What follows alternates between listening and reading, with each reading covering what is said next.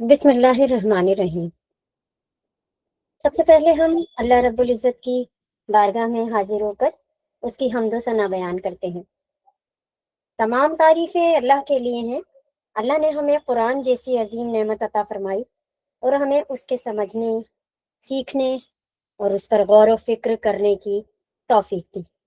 کہ اللہ تیرا بے حد شکر اور احسان ہے کہ تو نے ہمیں ایک بار پھر مطالعہ قرآن کلاس کی اس بابرکت محفل میں جمع ہونے کا موقع عطا فرمایا۔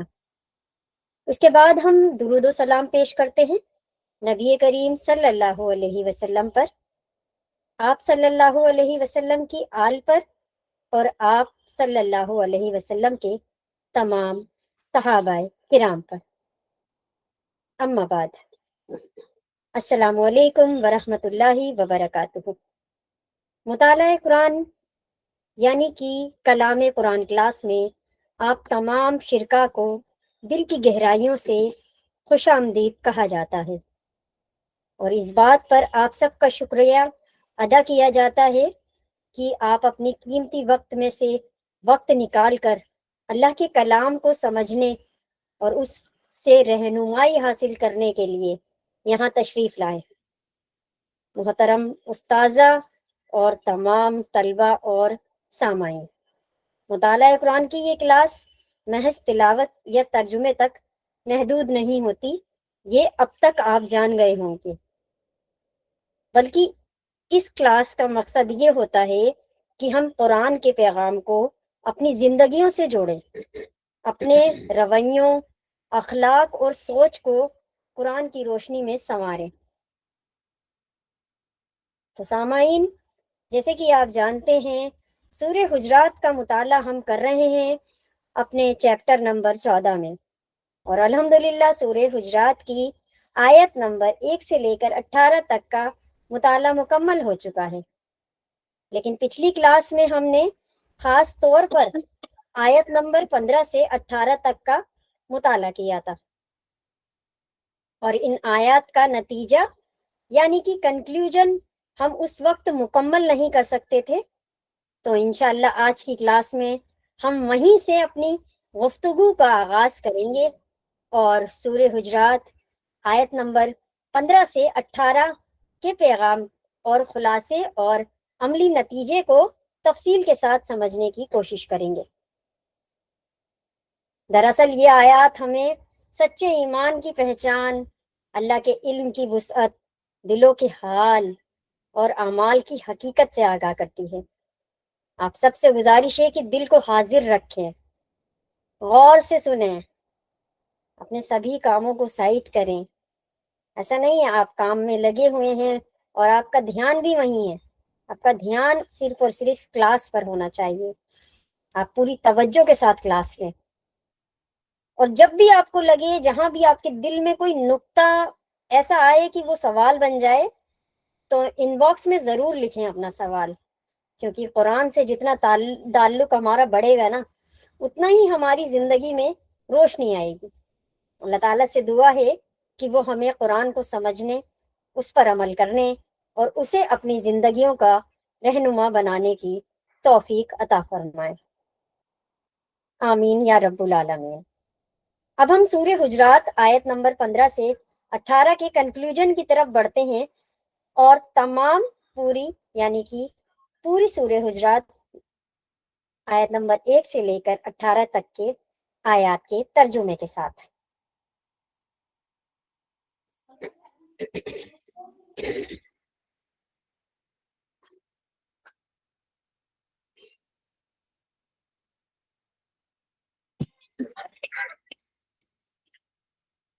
الحمدللہ رب العالمین والصلاة والسلام علی رسول الامین، حسبنا اللہ ونعم الوکیل، رب اشرح لی صدری ویسر لی امری واحلل عقدۃ من لسانی یفقہوا قولی۔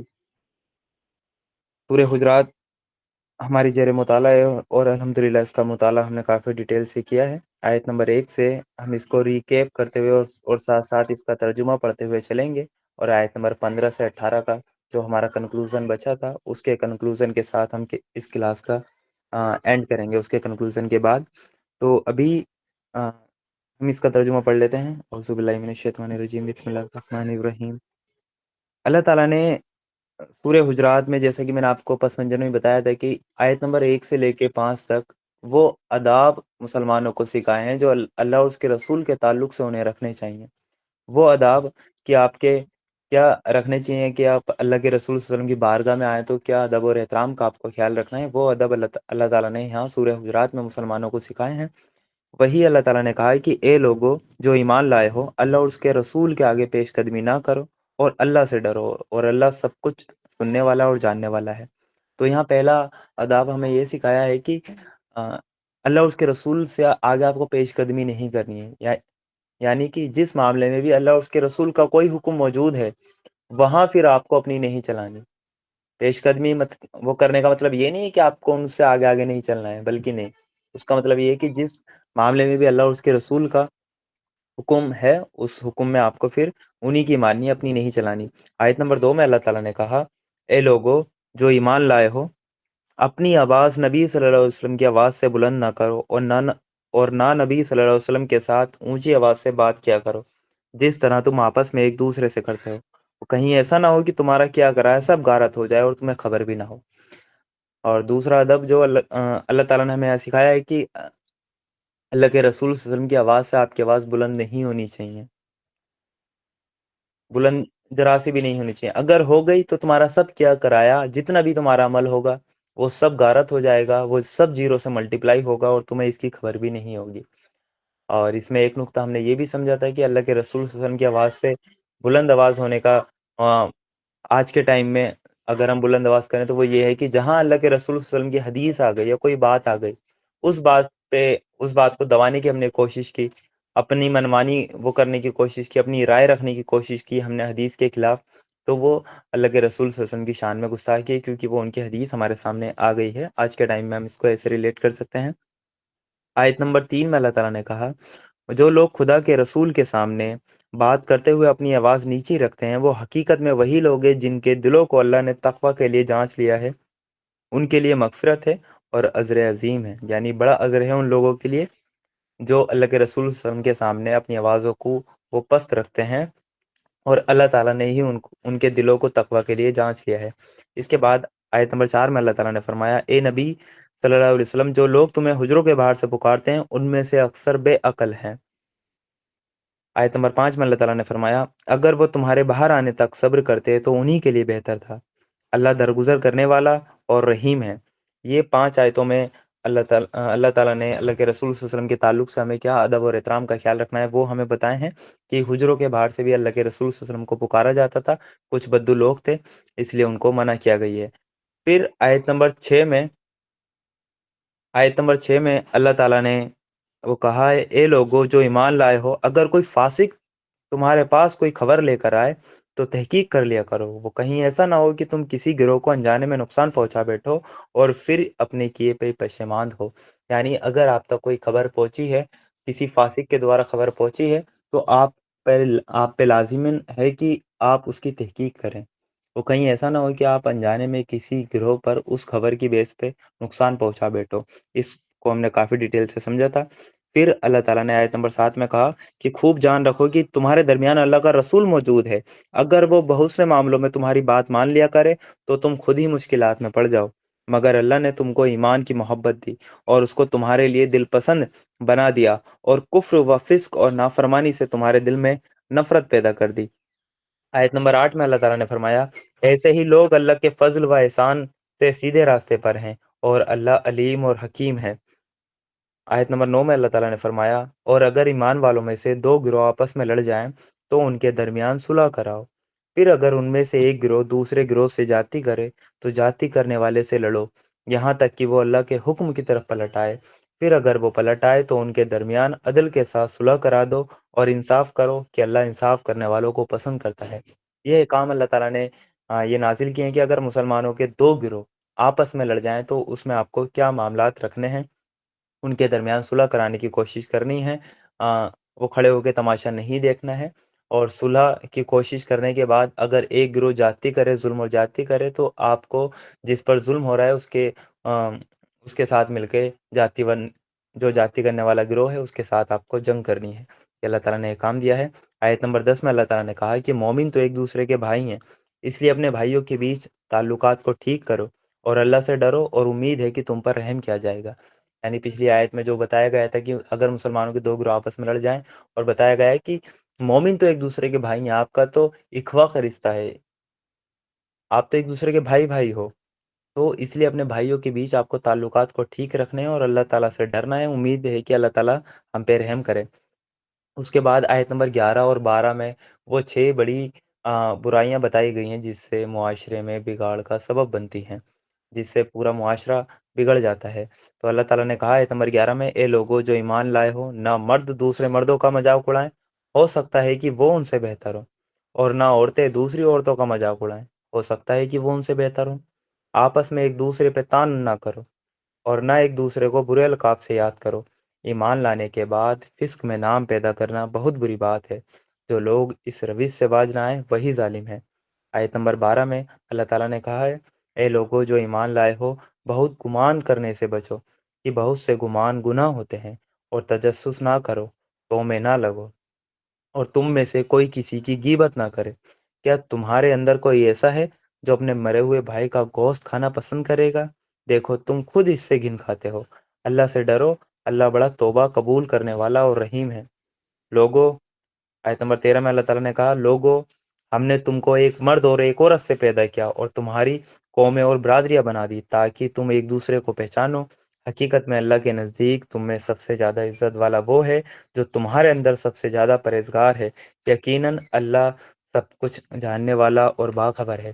اس آیت میں اللہ تعالیٰ نے تمام انسانوں کو جوڑا ہے۔ ابھی تک جو ہوا تھا، ابھی تک جو اللہ تعالیٰ نے احکام نازل کیے تھے وہ ایمان والوں کو مخاطب کر کے کہتے، یا ایھا الذین یا ایھا الذین، یہاں پر اللہ تعالیٰ نے کہا یا ایھا الناس، یعنی تمام انسانوں کو مخاطب کر کے ایک بات بتائی ہے کہ تم سب آپس میں ایک ہی باپ کی اولاد ہو، ایک ہی سے تمہاری نسل چلی ہے، اس لیے کسی کو اونچا سمجھنا، کسی کو نیچا سمجھنا، یہ سب تمہارے اپنے ہیں۔ اللہ کے نزدیک تم میں سب سے زیادہ بہتر وہ ہے جو تم میں سب سے زیادہ تقوی والا ہے، پرہیزگار ہے۔ یہ آیت تمام انسانوں کو گلوبلی طور پر ایک دوسرے سے جوڑتی ہے۔ اور اس کے بعد آیت نمبر 14 میں اللہ تعالیٰ نے فرمایا، یہ بدوی یعنی دیہاتی کہتے ہیں کہ ہم ایمان لائیں، ان سے کہو کہ نہیں، ان سے کہو کہ تم ایمان نہیں لائے، بلکہ یوں کہو کہ ہم مطیع یعنی فرما بردار ہو گئے، ایمان ابھی تمہارے دلوں میں داخل نہیں ہوا۔ اگر تم اللہ اور اس کے رسول کی فرما برداری اختیار کر لو تو وہ تمہارے اعمال کے اجر میں کوئی کمی نہ کرے گا، یقیناً اللہ بڑا درگزر کرنے والا اور رحیم ہے۔ یہاں آیت نمبر 14 میں اللہ تعالیٰ نے ڈفرینس بتا دیا کہ کچھ لوگ تھے جو کہ فتح مکہ کے بعد ایمان لے کر آئے تھے، اور وہ اپنے ایمان لانے کو احسان جتاتے تھے اللہ کے رسول صلی اللہ علیہ وسلم پر آ کر، تو اللہ تعالیٰ نے ان کو بتا دیا کہ تم مطیع ہوئے ہو، ابھی صرف اسلام ابھی آپ نے قبول کیا ہے ظاہری، ایمان تمہارے دلوں میں داخل نہیں ہوا، ایمان کا تعلق دل سے ہے، تو وہ تمہارے دلوں میں داخل نہیں ہوا، لیکن آپ نے مطلب ظاہری اسلام اپنایا ہے تو اس کی بھی اپنی برکتیں ہیں۔ اللہ تعالیٰ اتنا رحیم ہے کہ اب بھی تم اس حالت میں بھی اگر اللہ اس کے رسول کی فرمانبرداری اختیار کر لو پوری طور پر، تو اللہ تعالیٰ تمہارے دلوں میں ایمان پیدا کر دے گا، تمہارے عزر میں کوئی کمی نہیں کرے گا۔ تو یہ ان کو بتایا گیا ہے، یعنی وہ نیوٹرل ہو گئے، نہ تو وہ کفار ہیں نہ وہ منافق ہیں، بلکہ وہ اسلام لا کر زیرو پہ آ گئے ہیں۔ جیسے گراف ہوتا ہے، اس میں زیرو پہ کوئی انسان ہوتا ہے، اگر وہ پیچھے کو جائے گا تو نگیٹو میں، اور آگے کو جائے گا تو پازیٹیو میں۔ اب اس کو پازیٹیو میں جانے کے لیے، پلس میں جانے کے لیے کیا کرنا پڑے گا؟ اللہ اور اس کے رسول کی اس کو فرمانبرداری اختیار کرنی پڑے گی، اور اللہ تعالیٰ اس کے اجر کو وہ کچھ بھی کم نہیں کرے گا۔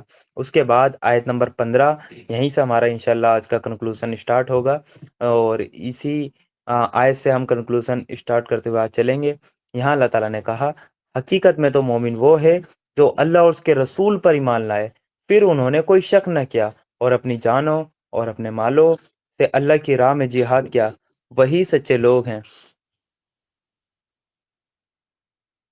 تو یہاں اللہ تعالیٰ نے ہمیں بتا دیا، کیونکہ آیت نمبر 14 میں جیسا کہ آپ نے سمجھا تھا کہ اللہ تعالیٰ نے اسلام اور ایمان کا فرق بتایا تھا، یعنی ظاہری اسلام کا، اصل اسلام نہیں، اصل اسلام میں تو ایمان بھی انکلوڈ ہوتا ہے، یعنی جو ظاہری طور پر وہ اسلام لے کر آئے تھے اس کا فرق، اور اصل ایمان کا فرق اللہ تعالیٰ نے آیت نمبر 14 میں بتایا تھا۔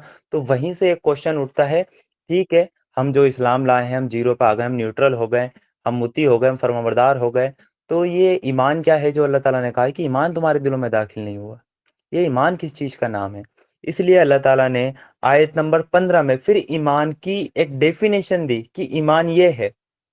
اور پورے قرآن میں آپ کو بتا دوں، ایمان کی اس سے جامع ڈیفینیشن پورے قرآن میں کہیں نہیں مل سکتی۔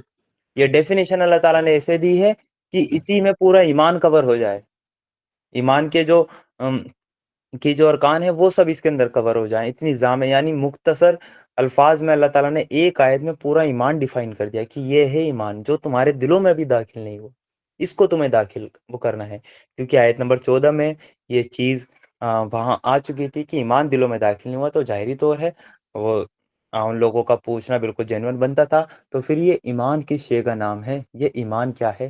اس لیے اللہ تعالیٰ نے آیت نمبر 15 میں وہ ہمیں ایکسپلینیشن دی، وہ جامع ترین ہمیں ڈیفینیشن دی جس کی بیس پہ ہمیں ایمان کا پتہ لگتا ہے۔ اور قرآن میں یہ ڈیفینیشن مختلف مقامات پر اور دوسری جگہ آئی ہے جہاں پر ہمیں حقیقی ایمان کا پتہ لگتا ہے کہ ایمان یہ شے کا نام ہے۔ تو یہاں پہ ایک جامع ترین ڈیفینیشن اللہ تعالیٰ نے یہاں پر ایمان کی دی ہے، اس سے بہترین ڈیفینیشن اور اتنے کم الفاظ میں ایمان کی ڈیفینیشن پورے قرآن میں آپ کو نظر نہیں آئے گی تو الگ الگ آیتوں میں آپ کو ڈیفینیشن ملے گی، لیکن یہاں پہ سب کا ایک اکٹھا کر دیا جاتا ہے، تو وہ ڈیفینیشن دی ہے۔ تو اس آیت کو سمجھنا اس لیے بہت امپورٹنٹ ہے کہ ہم اصل ایمان کو سمجھ پائیں، آخر یہ ایمان ہے کیا جو ان کے دلوں میں داخل نہیں ہوا تھا، جو صرف مطیع ہوئے تھے، فرمانبردار ہوئے تھے۔ اور میں آپ کو بتا دوں ہم بھی ابھی مطیع اور فرمانبردار ہوئے ہیں، ہم کافر تو نہیں ہیں، نہ ہم اسلام دشمن ہیں، نہ اسلام سے دشمنی رکھتے ہیں۔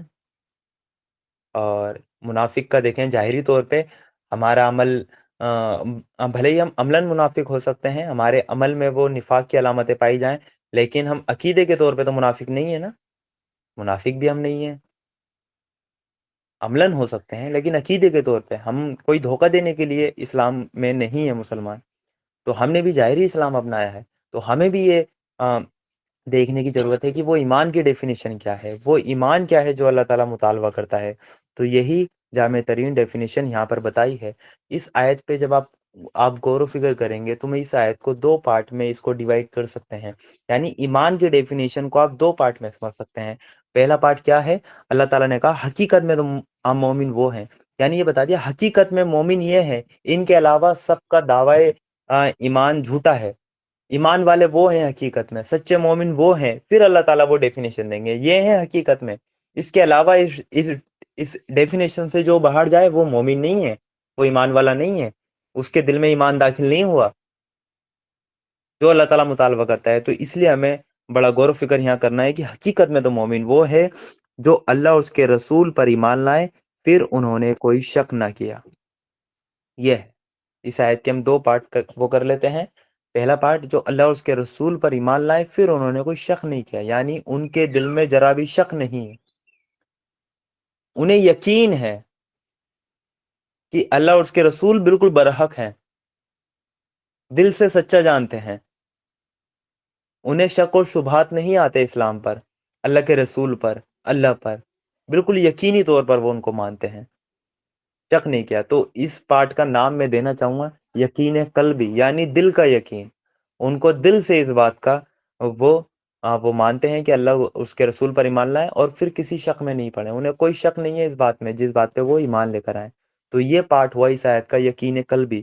آیت کا جو دوسرا پارٹ ہے یہ یقین قلبی ہے، جو کہ پہلا پارٹ تھا، اور دوسرا پارٹ ہے اور اپنی جانوں اور مالوں سے اللہ کی راہ میں جہاد کیا، وہی سچے لوگ ہیں۔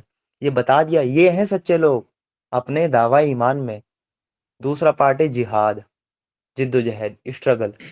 تو 2 چیزیں ہیں ایمان کی ڈیفینیشن میں، ایک ہے یقین قلبی، یعنی دل میں یقین ہو جائے اس بات کا، دوسرا ہے عمل میں جہاد فی سبیل اللہ۔ تو یہ 2 چیزیں ایمان کی ڈیفینیشن میں آتی ہیں۔ اگر کسی شخص کو یقین ہے اللہ اس کے رسول صلی اللہ علیہ وسلم پر اور کوئی شک اور شبہات میں وہ نہیں پڑتا اور اس کے عمل سے جہاد فی سبیل اللہ نکلتا ہے، اللہ تعالیٰ کی راہ میں جد و جہد نکلتی ہے، تو وہی سچا مومن ہے، اس کے علاوہ باقی سب جھوٹے ہیں۔ ہم خود کو رکھیں، اب ہم خود کو دیکھیں، کیا ہمارے دل میں یقین ہے؟ یا وہ جو یقین قلبی ہوتا ہے، جو دل والا یقین ہوتا ہے، کیا وہ ہمیں ہے؟ اور ہمارے عمل سے کیا شو ہو رہا ہے؟ کیا ہم اللہ تعالیٰ کی راہ میں جدوجہد کر رہے ہیں؟ کیا تھوڑی سی بھی پریشانی ہم اٹھا رہے ہیں؟ صرف دو چیزیں ہیں ایمان کے ڈیفینیشن میں، اور یہی دو چیزیں میں آپ کو پورے قرآن میں دکھا سکتا ہوں۔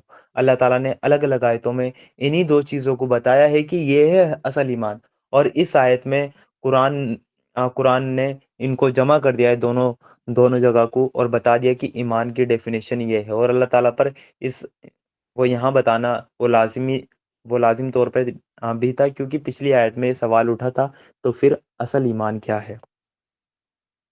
تو اسلام کے 5 ارکان ہوتے ہیں جو کہ ہر کسی کو پتہ ہے، بنیادی ارکان۔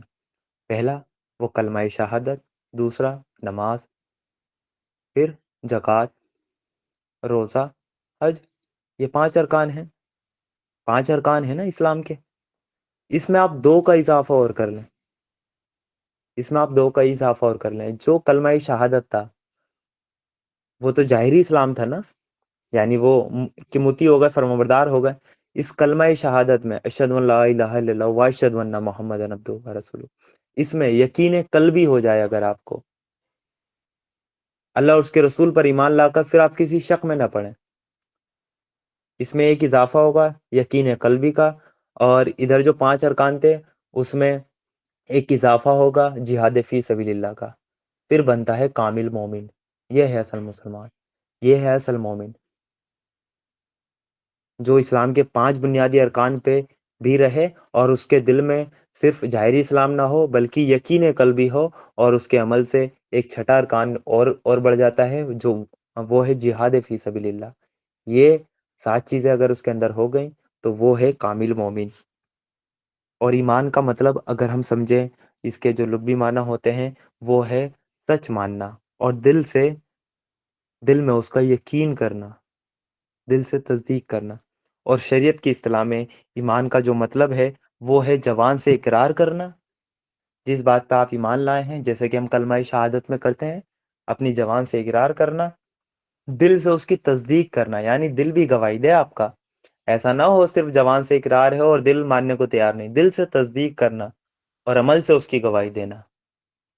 یہ ہے اصل ایمان، اصل ایمان کی ڈیفینیشن یہ ہے۔ اور ایمان کے 6 ارکان ہوتے ہیں۔ صحیح مسلم میں وہ 93 نمبر پہ حدیث ہے، اللہ کے رسول صلی اللہ علیہ وسلم سے پوچھا گیا کہ ایمان کے بارے میں بتائیے، تو اللہ کے رسول صلی اللہ علیہ وسلم نے کہا کہ ایمان یہ ہے کہ آپ اللہ پر، اس کے فرشتوں پر، اس کی کتابوں پر، اس کے رسولوں پر، اور آخری دن یعنی قیامت کے دن پر ایمان رکھو، اور اچھی اور بری تقدیر پر بھی ایمان رکھو۔ تو ایمان کے یہ 6 ارکان وہ یہاں پر بتائے گئے ہیں اس حدیث میں، ایمان کے 6 ارکان، کہ اس میں یہ ایمانیات ہوتی ہے۔ اس میں سے اگر کوئی بھی بندہ ایک بھی شخص کا انکار کرتا ہے تو وہ دائرہ اسلام سے خارج ہو جائے گا، چاہے وہ فرشتوں کا انکار کر دے، چاہے وہ ایک بھی رسول کا انکار کر دے، یا وہ اللہ کا انکار کر دے، یا وہ آخرت کے دن کا انکار کر دے، یا وہ اچھی بری تقدیر کا انکار کر دے، تو وہ دائرہ اسلام سے وہ شخص باہر ہو جائے گا۔ اور ایک اور چیز ہمیں یہاں سمجھنی ہے کہ دنیا میں جو آپ کو معاملات کرنے ہیں لوگوں سے، وہ کرنے ہیں ظاہری اسلام کی بیس پہ، یعنی جس نے بھی کلمہ پڑھ لیا، ہمیں نہیں پتا اس کے دل میں یقین والا ایمان ہے یا نہیں، لیکن اگر وہ کلمہ گو ہے تو ہمیں اس کو مسلمان ماننا ہے، اس کے ساتھ معاملات مسلمانوں والے کر رہے ہیں، اس کو جو حقوق ہیں وہ مسلمانوں والے ہمیں دینے ہیں، بھلے ہی اس کے دل میں ایمان ہے یا نہیں ہے ہمیں نہیں پتا، وہ اللہ تعالیٰ کا میٹر ہے۔ لیکن آخرت میں جو فیصلہ ہوگا وہ دنیا کے ظاہری اسلام کی بیس پہ فیصلہ نہیں ہوگا، وہاں ایمان کی بیس پہ فیصلہ ہوگا۔ وہ پھر اللہ تعالیٰ جانتا ہے کس کے دل میں ایمان تھا، کس کے دل میں ایمان نہیں تھا۔ تو دنیا میں جو ہمیں معاملات کرنے ہیں وہ کلمے کی بنیاد پہ کرنے ہیں، چاہے اس کے دل میں ایمان ہے یا نہیں ہے، چاہے وہ بندہ منافق ہے یا اندر سے کچھ بھی ہے، ہمیں نہیں پتا، وہ اللہ کا معاملہ ہے۔ لیکن آخرت میں ایمان کی بیس پہ ان کا فیصلہ ہوگا۔ اس آیت کو ہم سمجھتے ہیں کہ جیسا کہ میں نے بتایا، اس آیت کے ہم نے 2 پارٹ کیے ہیں۔ پہلا ہے یقین قلبی، یعنی وہ اللہ اور اس کے رسول پر ایمان لائیں، حقیقت میں مومن وہ ہیں جو اللہ اور اس کے رسول پر ایمان لائیں پھر انہوں نے کوئی شک نہ کیا، یہ پارٹ ہے یقین قلبی۔ اور دوسرا پارٹ ہے جہاد والا، اور اپنی جانوں اور مالوں سے اللہ کی راہ میں انہوں نے جہاد کیا۔ آپ اگر میتھمیٹکس میں ایک پرکار آتا تھا جس کو ہم پینسل میں ایک طرف باندھتے تھے اور اس کو رکھ کے ہم اس سے مطلب کہ سرکل ہم کیا کرتے تھے، وہ پرکار جب بند ہوتا ہے نا اور जब बंद होकर वो खुलता है तो एक वी शेप में वो बन जाता है, वी शेप में वो की वो चीज़ बन जाती है। तो आप ये देखें कि इस आयत में जो ईमान की डेफिनेशन आई है उसी प्रकार की तरह है। अभी ये बंद है, ठीक है, इसके इसके अंदर क्या क्या है, जैसे हमने इसको खोला तो उसके प्रकार के दो सिरे हो जाते हैं। एक तरफ है यकीन कल्बी और दूसरी तरफ है जिहाद फी सबिलिल्लाह। दो सिरे हैं, एक तरफ यकीन कल्बी और दूसरी तरफ जिहाद फी सबिलिल्लाह। तो इसी को हमें समझना है, यही है असल ईमान जो हमें समझना है। और जो ये पैटर्न मैंने आपको बताया है, एक प्रकार है इसमें, एक तरफ है यकीन कल्बी, दिल का यकीन, दूसरी तरफ है जिहाद फी सबिलिल्लाह। इसी के दरमियान ईमान है, यही असल ईमान है। और यही पैटर्न हमें कुरान में देखने को मिलता है।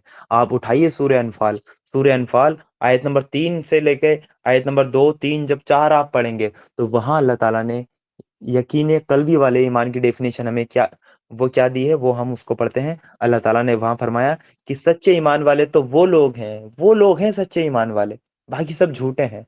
इसमें ये बात इंक्लूड है, जो ये बात आएगी वो हैं सच्चे, बाकी सब झूठे हैं, बाकी सब फ्रॉड हैं, बाकी सब दुनिया को धोखा दे रहे हैं, बाकी सब जाहिरी इस्लाम वाले हैं, बाकी सब इस्लाम का लिवादा ओढ़े हुए हैं। तो सच्चे ईमान वाले तो वो हैं जिनके दिल अल्लाह का जिक्र सुनकर कांप उठते हैं, जिनके दिल अल्लाह का जिक्र सुनकर कांप उठते हैं। और जब अल्लाह की आयतें उनके सामने पड़ी जाती हैं तो उनका ईमान बढ़ जाता है और वो अपने रब पर भरोसा रखते हैं। यह है यकीन कल्बी, यकीन वाला ईमान। अगर आपको ये ईमान हो गया, अगर आपके दिल में ये ईमान है, तो आपका दिल भी अल्लाह का जिक्र सुनकर वो कांप उठेगा। अल्लाह का जिक्र क्या है?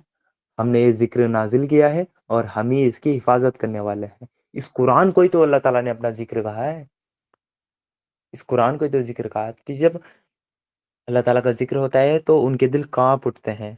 और जब अल्लाह की आयतें उनके सामने पड़ी जाती हैं, कुरान की आयतें, अल्लाह ताला की निशानियां, आयत को निशानी भी कहते हैं, वो उनके सामने आती हैं तो उनका ईमान बढ़ जाता है, कम नहीं होता, बढ़ जाता है। और वो अपने रब पर भरोसा रखते हैं, वो तवक्कुल सिर्फ अल्लाह ताला पर करते हैं। ये देखें, इस ईमान में अभी तक कोई भी अमल शो नहीं हुआ जो अल्लाह ताला ने यहाँ डेफिनेशन दी है। क्या कोई अमल आया इसमें कुछ करने को कहा अल्लाह ताला ने? नहीं, सिर्फ दिल की कैफियत बताई है। ये दिल की कैफियत है तो तुम्हारी सच्चा ईमान है, ये दिल की कैफियत नहीं है तो ईमान तुम्हारा झूठा है। तो अल्लाह का जिक्र सुनकर वो कांप उठते हैं, हमारे दिलों पर तो वो जंग आ चुका है। इसका मतलब हमारे दिलों में वो यकीन वाला ईमान नहीं है। और अल्लाह ताला की आयतें जब हमारे सामने पड़ी जाती हैं तो ईमान वालों को तो ईमान बढ़ता है। और हमारा ईमान क्या होता है? हमारा ईमान पता ही नहीं, हम तो बातें कर रहे हैं दूसरों से। जो कुरान का दर्स चल रहा है जी चल रहा होगा, अल्लाह ताला की आयतें पढ़ी जा रही हैं जी पढ़ी जा रही होंगी, हमें इससे क्या? और क्या अल्लाह ताला पर हम तवक्कुल करते हैं? लोगों से तो डरते हैं, मुआशरा क्या कहेगा जी, खानदान वाले नहीं मान रहे। तो ये यकीन है कल भी हमारे अंदर नहीं है। मैं आपको ये बात अभी क्लियर कर दूं, मेरे अंदर भी नहीं है। ये पैदा करना है हमें अपने अंदर, कोशिश करनी है हमें, अल्लाह ताला पैदा करे हमारे अंदर। फिर अल्लाह ताला ने सूरह अनफाल में आयत नंबर 3 में कहा, जो नमाज कायम करते हैं और जो कुछ हमने दिया है उनमें से अपने रास्ते में खर्च करते हैं, ऐसे ही लोग सच्चे ईमान वाले हैं, उनके लिए उनके रब के पास बड़े दर्जे हैं और गलतियों से माफ़ी है और बेहतरीन रोज़ी। तो ये अल्लाह ताला ने सूरह अनफाल में स्टार्टिंग में हमें ईमान की डेफिनेशन दी, जो कि ईमान कल्बी में हम इसको रखेंगे, यानी वो दिल का वो यकीन वाला ईमान। और सूरह अनफाल में ही आप बिल्कुल आखिर में चलें, आयत नंबर 74 में, वहाँ आपको ईमान की ही अल्लाह ताला दूसरी डेफिनेशन देंगे। अल्लाह ताला ने सूरह अनफाल आयत नंबर 74 में फरमाया, जो लोग ईमान लाए और जिन्होंने अल्लाह की राह में अपने घर बार छोड़े और जिद्दोजहद की, यानी जिहाद किया, जिन्होंने पनाह दी और मदद की, वही सच्चे ईमान वाले हैं। उनके लिए गलतियों की माफ़ी और बेहतरीन रोज़ी है। यहाँ ईमान की डेफिनेशन अल्लाह ताला ने जो दी है वो जिहाद फी सबिलिल्लाह से दी है। जिन्होंने अल्लाह ताला की राह में घर बार छोड़े, हिजरत कर गए वो अल्लाह ताला के लिए, जिद्दोजहद की, स्ट्रगल किया, जिहाद किया, यही लोग सच्चे हैं, यही अपने दावा ईमान में सच्चे हैं। और उन्हीं के लिए गलतियों से माफ़ी और बेहतरीन रोज़ी का अल्लाह ताला ने उनसे वादा किया है। तो जैसे कि एक प्रकार की तरह मैंने आपको बता दिया कि जिसके एक सिरे पे है यकीन कल्बी और दूसरे सिरे पे है जिहाद फी सबिलिल्लाह। یہ ہمیں دیکھنے کو ملتا ہے۔ اور یہی پیٹرن میں آپ کو اور ریوائز کراتا جاؤں، سورہ صف میں ایمان کی جو ڈیفینیشن اللہ تعالیٰ نے دی ہے، سورہ صف آپ کھولیں قرآن میں آیت نمبر 10 پہ آپ اس کی جائیں، اس میں اللہ تعالیٰ فرماتے ہیں، اے لوگو جو ایمان لائے ہو، میں بتاؤں تم کو وہ تجارت جو تمہیں دردناک عذاب سے بچا لے۔ اللہ تعالیٰ بتا رہا ہے کہ میں بتاؤں تم کو وہ تجارت، وہ بزنس بتاؤں میں جو تمہیں دردناک عذاب سے بچا لے، جو تمہیں جہنم سے بچا لے، وہ تجارت بتاؤں، وہ بزنس بتاؤں، وہ بیپار کرو گے؟ پھر اللہ تعالیٰ آیت نمبر 11 میں کرتے ہیں، اللہ تعالیٰ کہتے ہیں، ایمان لاؤ اللہ اور اس کے رسول پر، اور جہاد کرو اللہ کی راہ میں اپنی جانوں سے، اپنے مالوں سے، یہی تمہارے لیے بہتر ہے اگر تم جانو۔ یہ ہے وہ تجارت۔ یہاں پہ ایمان کی جو ڈیفینیشن دی ہے وہ جہاد فی سبیل اللہ سے دی ہے۔ یہ ہیں سچے مومن۔ دیکھیں آپ، سچے مومن کی ڈیفینیشن میں دو چیزوں سے باہر کچھ نہیں جا رہا، ایک ہے یقین قلبی، دوسرا ہے جہاد فی سبیل اللہ۔ اس سے باہر مومن نہیں جائے گا، اور جہاد فی سبیل اللہ ہوگا اپنی جانوں سے اور اپنے مالوں سے۔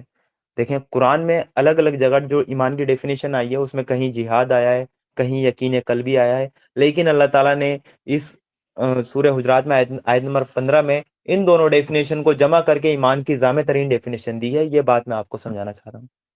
اس سے بہترین ایمان کی ڈیفینیشن آپ کو پورے قرآن میں کہیں نہیں ملے گی جو اللہ تعالیٰ نے یہاں ہمیں بتائی ہے۔ تو ایمان کی ڈیفینیشن میں دو چیزیں آ گئیں، ایک ہے یقین قلبی اور جہاد فی سبیل اللہ۔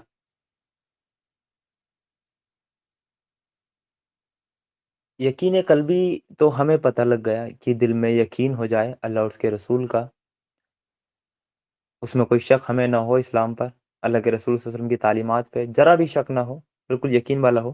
یہ جہاد کیا ہے؟ اللہ تعالیٰ بار بار کہہ رہے ہیں جد و جہد کیا ہے، جہاد کیا ہے۔ دیکھیں جہاد پہ اگر اس کی ایکسپلینیشن پہ آ جائیں تو گھنٹوں کم پڑ جائیں گے، لیکن اس کو شارٹ میں اگر ہم سمجھانا چاہیں تو جہاد ہے یعنی اسٹرگل، انگلش میں اسٹرگل کہیں گے، ہندی میں اس کو جد و جہد کہیں گے۔ جد و جہد وہ کس کے لیے؟ اللہ تعالیٰ کے دین کے لیے، اللہ تعالیٰ کی راہ میں اسٹرگل، اللہ تعالیٰ کے دین کی سربلندی کے لیے جد و جہد۔ یہ ہے جہاد جو ایک مومن کرتا ہے۔ اور جد و جہد آپ کو کیسے کرنی ہے؟ سب سے پہلے جد و جہد کرنی ہے اپنی نفس کے خلاف۔ جو یہ مومن جو جہاد کرتا ہے نا، ہم اس کو تھوڑا سا اس کو کھول کر سمجھ لیتے ہیں، اس کے لیے گھنٹوں مطلب کہ کم پڑ جائیں، لیکن اس کو ہم شارٹ میں سمجھ رہے ہیں۔ سب سے پہلے ایک مومن وہ نفس کے خلاف اسٹرگل کرتا ہے، اپنی نفس کے خلاف وہ جد و جہد کرتا ہے۔ اللہ کے رسول صلی اللہ علیہ وسلم جنگ تبوک سے لوٹ رہے تھے، اور لوٹتے وقت وہ کہا کہ میں بتاؤں جہاد اکبر کیا ہے، کہ بڑا جہاد کیا ہے؟ تو صحابہ کرام نے کہا اللہ کے رسول صلی اللہ علیہ وسلم جنگ تبوک سے لوٹ رہے ہیں، اس سے بڑا جہاد کیا ہوگا؟ اب مفہوم بتا رہا ہوں میں اس حدیث کا۔ اللہ کے رسول صلی اللہ علیہ وسلم نے کہا یہ تو چھوٹی جنگ ہے، جہاد اکبر وہ ہے جو مسلسل اس سے آپ کا واسطہ ہوتا ہے، وہ ہے نفس کے خلاف جہاد۔ بندہ اپنی نفس کے خلاف جد و جہد کرتا رہتا ہے، اسٹرگل کرتا رہتا ہے، کہ نفس کو اللہ تعالیٰ کا مطیع بنائے رکھتا ہے، فرمانبردار بنائے رکھتا ہے، اس کو حرام میں انوالو نہیں ہونے دیتا۔ یہ جہاد مسلمان کو 24 گھنٹے کرنا ہے، 24 گھنٹے درکار ہوتا ہے۔ میدان جنگ والا جہاد جو ہوتا ہے وہ تو وقتی ہوتا ہے، وہ تو کوئی بھی موٹیویٹ ہو کر چلا جائے اور آ جائے۔ اور ویسے بھی اللہ تعالیٰ نے اس کا قرآن میں جو میدان جنگ والا جہاد ہوتا ہے، وہ جہاد کی ٹاپ کی اس کا جو ٹاپ کا لیول ہے، اس کا نام بھی اللہ تعالیٰ نے الگ رکھا، اس کا نام قتال کیا ہے؟ اللہ تعالیٰ نے قتال، میدان جنگ والے جہاد کو قتال کہتے ہیں، اس کے لیے الگ ٹرم اللہ تعالیٰ نے یوز کی۔ تو جہاد اگر ہم وہ نارمل سمجھیں تو سب سے پہلے اپنی نفس کے خلاف جہاد، کہ ہم اس نفس کو مسلمان بنائیں، مطیع بنائیں، اللہ تعالیٰ کا فرمانبردار بنائیں۔ یہ جہاد آپ کو 24 گھنٹے کرنا ہے اپنی زندگی میں، اپنی لائف میں آپ کو 24 گھنٹے یہی جہاد کرنا ہے، کہ صبح کو ایک طرف اللہ تعالیٰ کی اللہ تعالیٰ کا حکم ہے، فجر کی اذان ہو رہی ہے، دوسری طرف ہمارا نفس ہے کہ ٹھنڈ بہت ہے، رضائی ہے، سو جا، ٹھنڈے پانی سے کہاں وضو ہو پائے گی؟ تو یہ جہاد کیا، یہ مسلسل جہاد یہ کرنا ہے۔ سامنے سے کوئی آپ کو حرام کی دعوت دیتا ہے اور اس میں آپ کو مزہ بھی آتا ہے، لیکن آپ اپنی نفس کی نہ مان کے اللہ تعالیٰ کی مانتے ہیں، یہ ہے جہاد۔ یہ جہاد کرتا ہے ایک مومن۔ تو سب سے پہلے جہاد ہے نفس کے خلاف۔ دوسرے نمبر پہ آپ کو جہاد کس کے خلاف کرنا ہے؟ وہ ہے اپنے معاشرے کے خلاف، سماج کے خلاف۔ اگر آپ کا معاشرہ، آپ کا سماج اللہ تعالیٰ کا باغی ہے، اللہ تعالیٰ کا مطیع اور فرمانبردار نہیں ہے، تو اس معاشرے کے خلاف آپ کو جہاد کرنا ہے، معاشرے کی روایت کے خلاف آپ کو جہاد کرنا ہے، معاشرہ کہتا ہے کہ اس رخ پر چلو، لیکن اللہ تعالیٰ کہتا ہے کہ اس رخ پر جہنم ہے، تو آپ کو اس کے اگینسٹ چلنا ہے۔ پورا معاشرہ آپ سے ٹکرانے کے لیے تیار ہو، لیکن آپ اس معاشرے کے خلاف جہاد کریں، جد و جہد کریں، جد و جہد کریں۔ یہ ہے معاشرہ کہتا ہے۔ اس کے کافی اگزامپل ہو سکتے ہیں جو معاشرہ کہتا ہے اور جو اللہ تعالیٰ کا حکم اس کے اگینسٹ ہے بالکل۔ تو ہمیں اپنے معاشرے سے جہاد کرنا ہے کہ نکاح ہوگا تو اللہ کے رسول صلی اللہ علیہ وسلم کے طریقے پہ ہوگا، اور میں کر کے دکھاؤں گا، ادروائز نہیں ہوگا۔ پورا خاندان ناراض ہوتا ہے، پورا پورا ملک ناراض ہوتا ہے، ہو جائے۔ یہ ہے جہاد، یہ ہے اصل جہاد۔ یہاں جھکنا نہیں ہے ذرا سا بھی، یہاں نہیں جھکنا ذرا سا بھی۔ اپنے گھر میں کہنا یہ کام بدعت ہے، یہ دین میں نیا کام آپ کر رہے ہیں، یہ اللہ کے رسول صلی اللہ علیہ وسلم کی تعلیمات نہیں ہے، پورا خاندان ناراض ہو جائے، نہیں ہے تو نہیں ہے، دیٹس اٹ۔ پردہ فرض ہے اور میں کروں گی، میں کروں گی، بھلے ہی آپ مجھے دقیانوس کہیں۔ یہ ہے جہاد معاشرے کے خلاف۔ تو دوسرا جہاد ہے معاشرے کے خلاف۔ تیسرا جو جہاد ہے جو ایک مومن کرے گا، وہ ہے باطل عقائد کے خلاف جہاد۔ جیسے خوارز آیتیں یا منکرین حدیث ہے، کوئی حدیثوں کا انکار کر رہا ہے، تو یہ بھی تو باطل عقائد ہیں۔ اللہ تعالیٰ کے دین کی سربلندی میں یہ لوگ بھی روڑا بنیں گے۔ منکرین حدیث ہے، کوئی حدیثوں کا انکار کر دے رہا ہے، وہ اسلام کی جڑ کھود رہا ہے۔ ان کو منہ توڑ جواب دینا ہے، ان کے خلاف ہمیں جد و جہد کرنی ہے۔ ان کے نظریات کو ہمیں عقلی کی دلیلوں کی روشنی میں اور عقل کی روشنی میں ہمیں غلط ثابت کرنا ہے۔ یہ بھی جہاد ہے۔ مسلم میں الگ الگ فرقے موجود ہیں، الگ الگ عقائد لوگوں کے موجود ہیں، ان کے خلاف ہمیں جہاد کرنا ہے کہ اللہ اس کے رسول کا یہ حکم ہے اس معاملے میں۔ آپ یہ کیا لگے پڑے ہو؟ علم غیب کا آپ کا مسئلہ ہے، نور و بشر کا آپ کا مسئلہ ہے، رفع الیدین کرنا ہے یا نہیں کرنا ہے، یہ آپ کے مسئلے ہیں۔ آمین آہستہ بولنا ہے، زور سے بولنا ہے، یہ آپ کے مسئلے ہیں۔ تو باطل جو فرقے ہیں جن کے عقائد قرآن و سنت سے نہیں ملتے، ان کے خلاف ہمیں جہاد کرنا ہے۔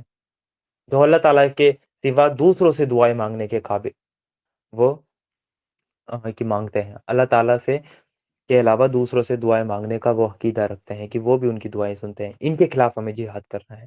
تو تیسرا جہاد میں نے آپ کو بتا دیا، پہلا ہے نفس کے خلاف، دوسرا ہے معاشرے کے خلاف، تیسرا ہے باطل عقائد کے خلاف۔ اور یہ باطل عقائد کسی کے بھی ہو سکتے ہیں۔ کوئی طاغوت کی پیروی کر رہا ہے، یہ بھی تو باطل عقائد ہے۔ کوئی فرعون کو سجدہ کر رہا ہے اور ساتھ ساتھ تہجد بھی پڑھ رہا ہے، تو بھائی باطل عقائد ہے تیرا، جہاد کریں گے تیرے خلاف، جد و جہد کریں گے، اسٹرگل کریں گے۔ اور ایک ہے جو چوتھے نمبر کا جہاد آئے گا، وہ ہے باطل جو نظریات ہیں ان کے خلاف جہاد آپ کو جد و جہد کرنا ہے۔ باطل نظریات کیا بھائی؟ سیکولرزم، کہ آپ کی پرسنل لائف میں تو اللہ ہے اور اسٹیٹ لائف میں آ کے اللہ چلا گیا۔ ڈیموکریسی، ایتھیزم، لبرلزم، یہ جتنے بھی ازم ہے، فیمنزم،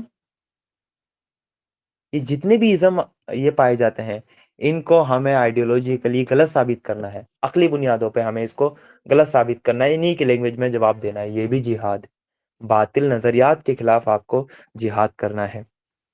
اور پانچواں نمبر کا جہاد ہے باطل نظام کے خلاف آپ کو جہاد کرنا ہے، جد و جہد کرنی ہے۔ جہاں بھی باطل نظام ہے وہاں آپ کو اسٹرگل کرنا ہے، وہاں آپ کو جد و جہد کرنی ہے کہ اللہ تعالیٰ کا دین وہاں پر سر بلند ہو جائے۔ اس کے بعد جو جہاد آئے گا، جو کہ جو 6 نمبر کا جہاد ہے، وہ ہے ظلم کے خاتمے کے لیے جہاد، جد و جہد۔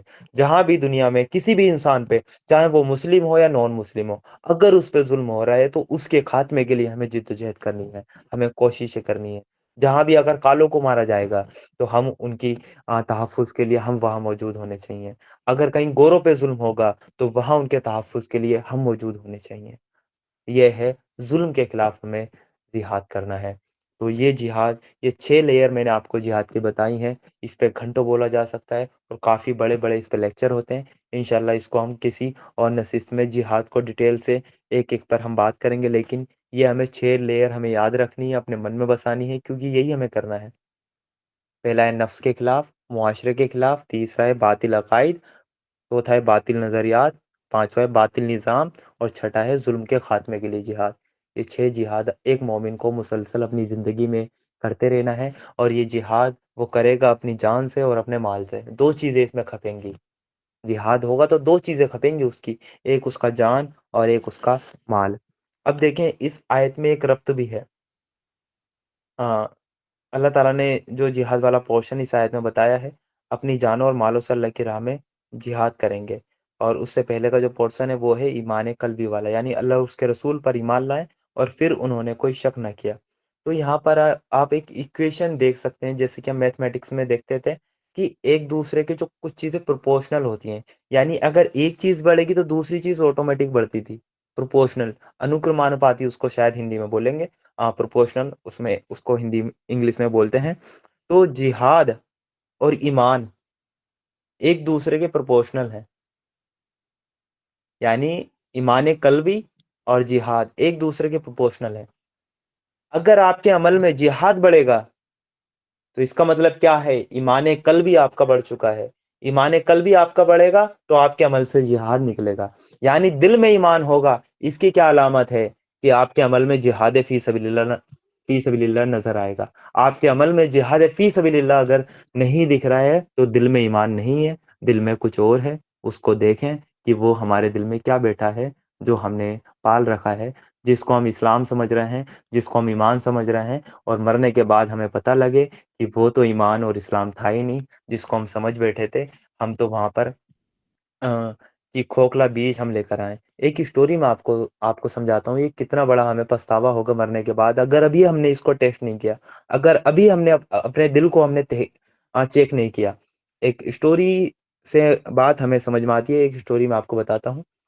एक शख्स है, पुराना एक शख्स है। पहले जमाने में ऐसा होता है कि जो भी नई बहू आती थी उसको कुछ एक निशानी जो कि उनके खानदान की निशानी होती है, बड़ा ही गहना, वो दिया जाता था। तो एक लेडी ने, एक बूढ़ी औरत ने, कि जब उसकी बहू आई, अपनी बहू को एक बड़ी कीमता जो कि बड़ी कीमती हार उसने दिया और कहा कि इसकी आपको हिफाजत करनी है, ये हमारी खानदानी की विरासत है, इसकी आपको हिफाजत करनी है। वही हार उसने अपने बेटे को दिया, बेटे की बहू को, वही उसने अपने बेटे की बहू को, वही उसने अपने बेटे की बहू को। ऐसे ही सिलसिलेवार वो हार वो चलता हुआ आ रहा है, और वो उसको बड़ा ही महफूज करके, बड़ा ही उसको तिजोरी में वो उसको मतलब रखते हैं कि ये हमारी खानदानी विरासत है और ये मुश्किल वक्त में हमारे काम आ सकता है, इसको हमें नहीं बेचना है। अनफॉर्चुनेटली वो हार कि जब एक बहू को मिलता है जो कि लास्ट में होती है और उसका कोई मसला हो जाता है, एक्सीडेंट हो जाता है वो किसी का, और वो हॉस्पिटलाइज हो जाते हैं और उनको डॉक्टर ऑपरेशन का बताते हैं, और उनका जो खर्च होता है वो उनके पास नहीं होता है, लेकिन उनके पास वो हार होता है जो सदियों से उनकी विरासत में वो चलता हुआ आ रहा था। तो उन्होंने सोचा कि ये हार शायद इसी दिन के लिए था, तो हम उसको बेच के ऑपरेशन वगैरह ठीक करा लेंगे, ऑपरेशन करा लेंगे और ठीक हो जाएंगे इंशाल्लाह। तो उन्होंने जैसे ही वो हार निकाला तिजोरी से, जिसको वो बड़ी हिफाजत के साथ रखते थे, और उस हार को लेकर वो जैसे ही सुनार के पास गए और उसको कहा कि ये कितने का बिक जाएगा, तो उसने कहा मियाँ ये तो नकली हार है, ये तो नकली हार है, इसके तो आपको धेला भी ना मिले। तो क्या हुआ, क्या हुआ, बंदा हॉस्पिटल में है, जान का खतरा है, पैसा नहीं है, हार को संभाल के रखा था सदियों से। अब जब गए, जो उसकी परख करने वाला है, उसको जब परख कराई कि ये हार तो देखें हमारा, ये कितने का बिक जाएगा, उसने क्या इसको धेला भी नहीं दूंगा, ये तो नकली है, इसको संभाल के रख रखा था। यानी सदियों से उन्होंने एक ऐसा हार को संभाल के रखा है अपनी बहू को, जो उनके घर में मतलब बहू आती थी, उसको ऐसा हार देते हुए वो आए हैं जो कि एक नकली था। किसी ने भी उसको चेक नहीं किया, किसी ने भी उसको टेस्ट नहीं किया। तो क्या हुआ, आखिर में उनको पछताना पड़ा। अब इस ये स्टोरी आपको समझ में आ गई, आपको आप रिलेट कर पाए कि जब जान पर बनाई तो वो हार नकली निकला, तो कितना दुख उनको हुआ, कितना दुख उनको हुआ, आप खुद सोचें। यही ईमान जो हम विरासत में लिए फिर रहे हैं, हमारे दादा ने पापा को दिया, पापा ने हमको दिया, हम अपनी औलाद को देंगे, औलाद अपने औलाद को देगी। यही इस ईमान को अगर हमने टेस्ट नहीं किया, तो कहीं ऐसा ना हो कि मरने के बाद हम गए कि हम तो ईमान वाले थे, और अल्लाह ताला ने वहां पर टेस्ट किया, सूरह हुजरात की आयत नंबर 15 पे उसको परखा और कहा ये ईमान तो नकली है। तो क्या होगा, ये ईमान तो नकली, ये नकली ईमान लेकर आ गए आप, इसकी आप हिफाजत कर रहे थे। नकली ईमान की कितनी भी हिफाजत कर लो, ईमान ही असली नहीं है आपके पास। आप आप उसमें गार्ड लगा दें तिजोरी में, आप उसको रख लें, जो वो हार था उसकी कितनी भी हिफाजत कर लें, उसकी सिक्योरिटी पे कितना भी ध्यान दे लें, लेकिन जब आपका हार ही नकली हो तो क्या फायदा। आप अपना ईमान तो टेस्ट करें। हम वो ईमान वाले हैं भी जो अल्लाह ताला डिमांड करते हैं या नहीं। अल्लाह ताला ने सूरे हुजरात की आयत नंबर 15 ही हमारे सामने रख दी कि तुम्हारी नजरों के सामने से ये गुजरी थी, क्या तुमने अपना ईमान परखा? जरा टेस्ट तो करो इस पे आपका ईमान। जब उस पे हमारा ईमान परखा गया तो हम तो उसकी पहली कंडीशन को भी फुलफिल नहीं कर पाए। यकीन कल भी तो हमारे अंदर है ही नहीं।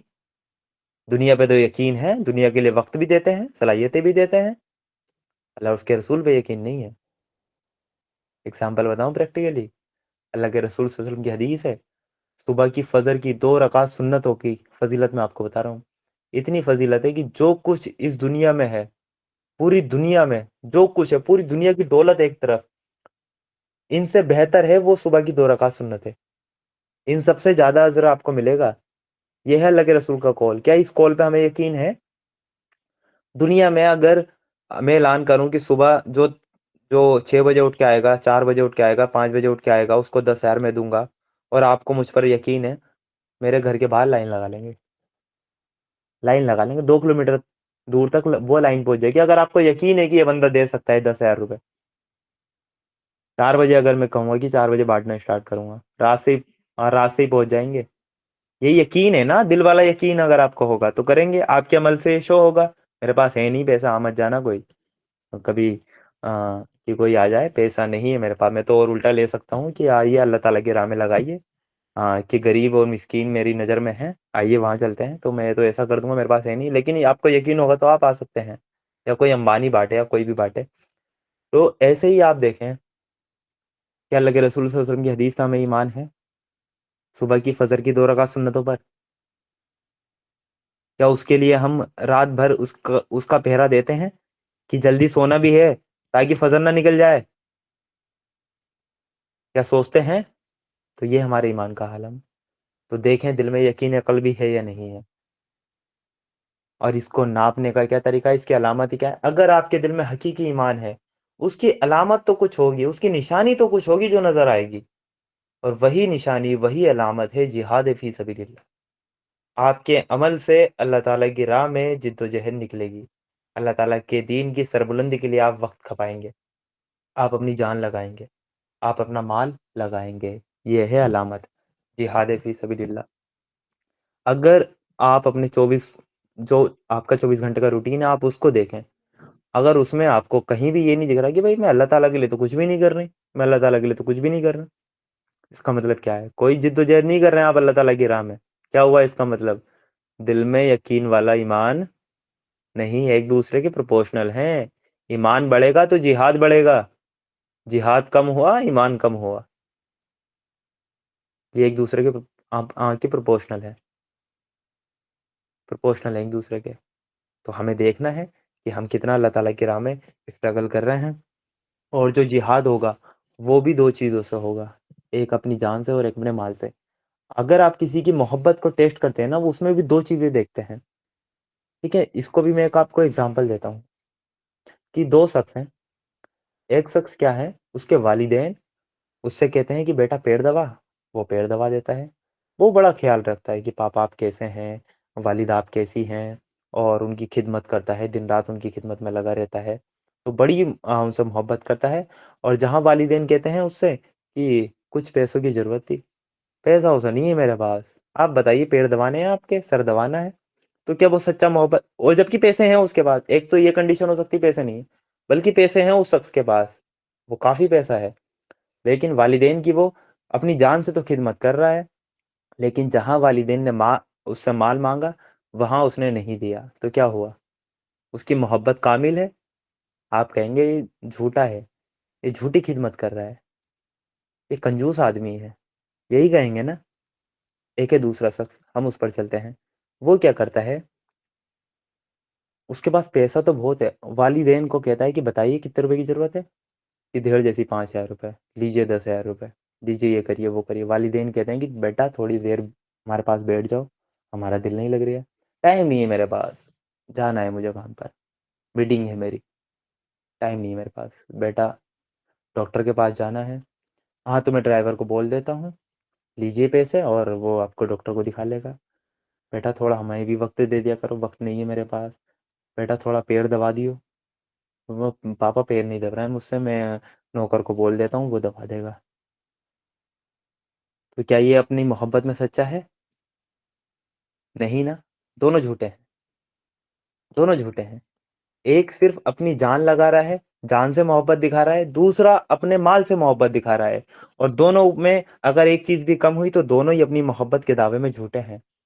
ایسے ہی اللہ تعالیٰ ایک مومن کی محبت دیکھنا چاہتا ہے, وہ دیکھنا چاہتا ہے یہ مجھ سے کتنی محبت کرتا ہے.